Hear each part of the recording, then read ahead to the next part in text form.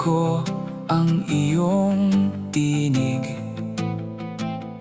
Puso ko'y nabago, O Diyos,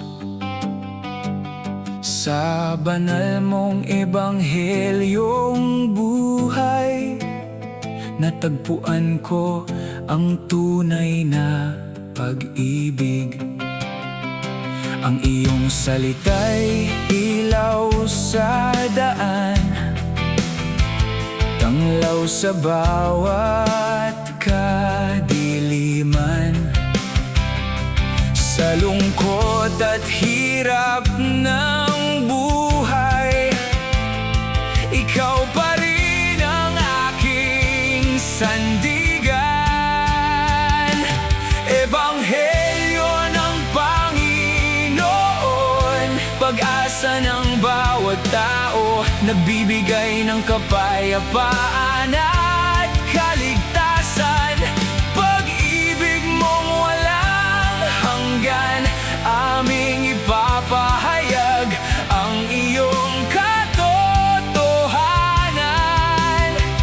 Hanggang sa dulo ng panahon, sapagkat ang salita mo, O Diyos, ang buhay namin ngayon.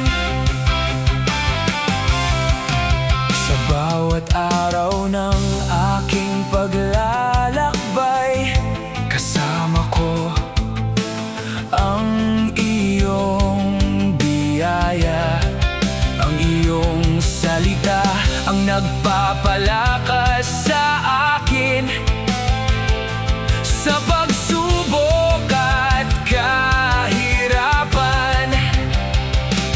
Alleluia, Alleluia, banal ang salita ng Diyos, aming tatanggapin ng may pananampalataya at itatanim sa aming puso.